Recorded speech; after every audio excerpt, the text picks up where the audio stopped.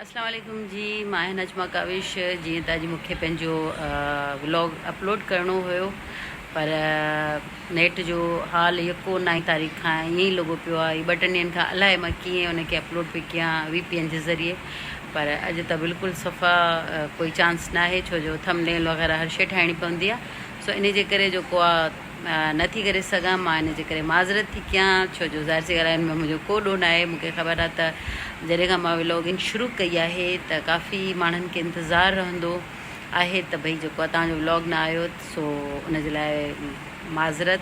इंशाअल्लाह ताला सुभाणे अलाह करे त नेट सही थिए, छो त सभु कुझु शयूं हलनि थियूं, पर ईअं थियूं हलनि न हलण जे बराबरि। सो इंशाअल्लाह ताला मां कोशिशि कंदसि त अगरि व्लॉग मुंहिंजो अपलोड थी थो वञे त तव्हां मुंहिंजो नओं व्लॉग ॾिसंदव। ऐं मुंहिंजी तरफ़ां मदर्स डे सभिनीनि खे मुबारक हुजे। उहे त माउ जो को ॾींहुं न हूंदो आहे, पर जीअं हिकिड़ी ग़लति माउ जो को ॾींहुं न हूंदो आहे, माउ जो त सभु ॾींहं माउ जा हूंदा आहिनि, छो त माउ जहिड़ी अज़मत शइ ई कोन्हे। सो बहरहाल मूं चयो त ॿियो न, मां लाइव नथी अची सघां, घटि में घटि पंहिंजी वीडियो ठाहे करे मां घटि में घटि सभिनी खे मदर्स डे ते विश कयां। मूंखे पंहिंजो ॾींहुं सभिनीनि माउनि खे इहो मुबारक ॾींहुं मुबारक हुजे। ऐं कोशिशि कंदसि इंशाअल्लाह पंहिंजो सुभाणे व्लॉग अपलोड कयां त जीअं तव्हां ॾिसी सघो त छा छा थियो हुयो या छा छा कयूं पिया। सो बहरहाल कुझु माण्हू आहिनि जिन्हनि काफ़ी कमेंट्स कया त रुॻो तव्हां खाइण पीअण जूं शयूं हे ॾेखारींदा आहियो, या जंहिंजो दिलि जेको करे कमेंट करे थो, उनजी मर्ज़ी आहे। मां उनखे कुझु नथी चई सघां, जंहिंजी जेतिरी सोच आहे या तरबियत जी ॻाल्हि आहे।